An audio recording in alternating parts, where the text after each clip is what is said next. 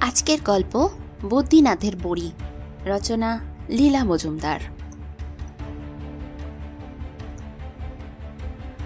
কোন সকালে কলু কদিন দেখছে রাস্তার মধ্যিখানে লোহার গোল ঢাকনি খুলে খ্যাংরা কাঠি মতো গোঁফওয়ালা লোক ছোট বালতি হাতে দড়ি বাঁধা কালো ছেলে নামিয়ে দিয়ে ঘন্টার পর ঘন্টা ওঁত পেতে বসে থাকে।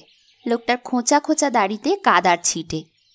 অমুদা যখন দাড়ি কামাতো না তখন তাকে যেমন দেখাতো সেই রকম দেখায়। ছোট ছেলেটা হয়তো ওর ভাইপো হবেও বা। ওর নাম হয়তো ছক্কু। ওর গায়ে মোটে কাপড় নেই, কিন্তু কানে সোনালি রঙের মাকড়ি, গলায় মাদুলি বাঁধা। বুবু বলে নাকি সত্যি সোনার নয়, ওরা গরিব কিনা, খেতেই পায় না, ও পেতলের হবে। কলু আর বুবু ছাড়া ওদের কেউ দেখেই না। সামনে দিয়ে দেবরঞ্জন মামা, অমুদা, ননীগোপালরা সবাই চলে যায়। তাড়াতাড়ি কোথায় কোন যেন বন্ধুর বাড়ি। ওদের চোখে পড়েই না, কিন্তু কলু দেখেছে লোকটা মাঝে মাঝে বালতি টেনে টুনে উপরে তোলে, সেটায় থাকে কাদা ভরা।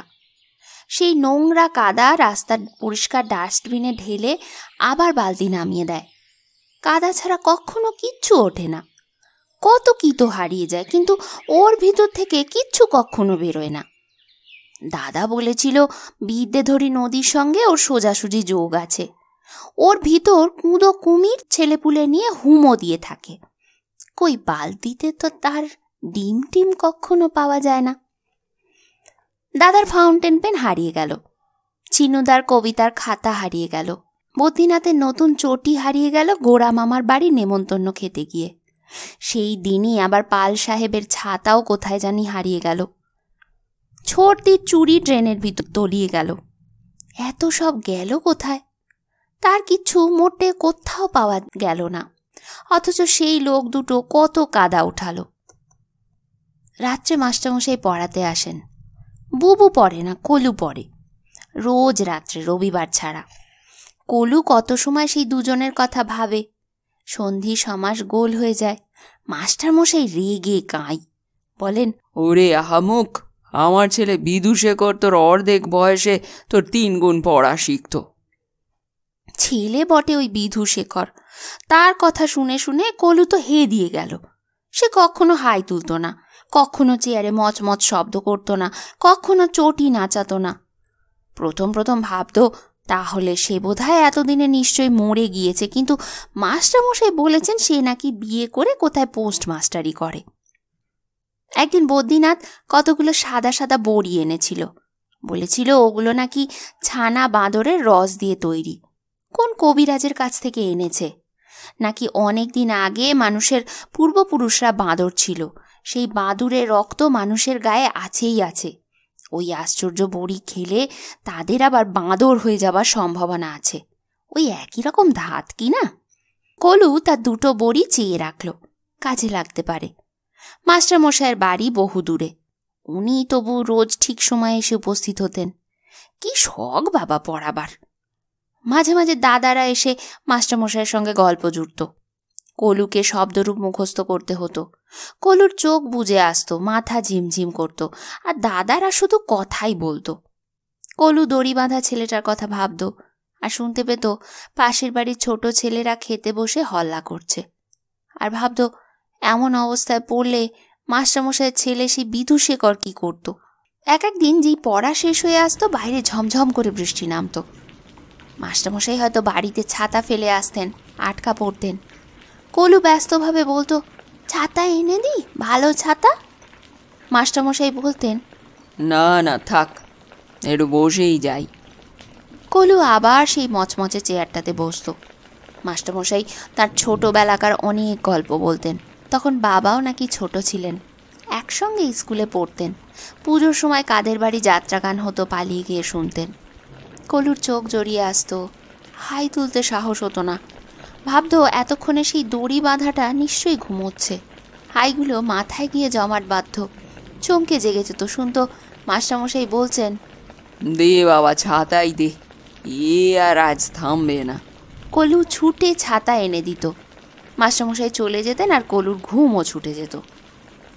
এমনি করে দিন যায়। একদিন বাইরে বৃষ্টি পড়ছে, মাস্টারমশাই বিধুশেখরের কথা বলছেন। সে শ্বশুরবাড়ি যাবার আগে কখনো বায়োস্কোপ দেখেনি, থিয়েটারে যায়নি, বিড়ি টানেনি, গল্পের বই খোলেনি। বলতে বলতে মাস্টারমশাই বললেন, রে চুপি চুপি দুটো পান সেজে নিয়ে আয় তো দেখি। কলু দৌড়ে গেল, পান দিল, চুন দিল, দুটো করে এলাচ দানা দিল, বড় বড় সুপুরির কুচি দিল, আর সবশেষে কি মনে করে বদ্রীনাথের সেই আশ্চর্য বড়িও একটা গুঁজে দিল।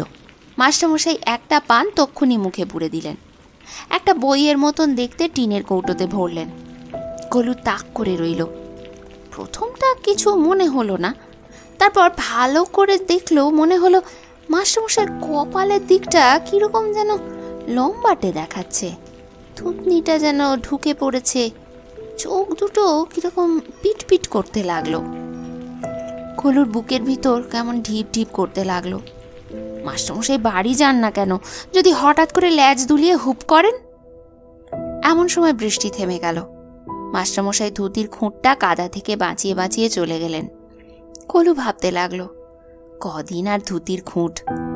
অন্য পানটা বিধুশেখর বোধহয় আজ রাত্রে চেয়ে নেবে, তারপর সেই বা ধুতি নিয়ে কি করবে কে জানে। পরদিন বিকেলে বই নিয়ে কলু অনেকক্ষণ বসে রইল, কিন্তু মাস্টারমশাই এলেন না। সন্ধেবেলা বাবা বললেন, রে তোর মাস্টারমশাই যে হেডমাস্টার হয়ে বিষ্ণুপুর চলে গেলেন। কলু ভাবল, বিষ্ণুপুর কেন? কিষ্কিন্ধে হলেও বুঝতাম। তারপর বহু দিন চলে গেছে। কলুর নতুন মাস্টার এসেছেন। তার ছেলের নাম বিধুশেখর নয়, তার ছেলেই নেই। তিনি কলুকে রোজ ফুটবলের ক্রিকেটের গল্প বলেন। কিন্তু কলুর থেকে থেকে মনে হয় অন্ধকারে ও বাড়ির পাঁচিলে দুটো কি ল্যাজঝোলা বসে আছে। একটার মুখ কেমন যেন চেনা চেনা, অন্যটা বোধহয় বিধুশেখর। ছোট্ট বন্ধুরা, আজ তোমাদের পড়ে শোনালাম বদ্রীনাথের বড়ি, রচনা লীলা মজুমদার। যদি গল্পটা তোমাদের ভালো লেগে থাকে একটা লাইক করে দিও প্লিজ, আর বন্ধুদের সঙ্গে শেয়ার করো। এই চ্যানেলে যারা প্রথমবার আসছো, চ্যানেলটাকে সাবস্ক্রাইব করে রেখো। সবাই ভালো থেকো, আনন্দে থেকো। গল্প দিদি এইরকমই কোনো গল্প নিয়ে ফিরে আসবে খুব তাড়াতাড়ি।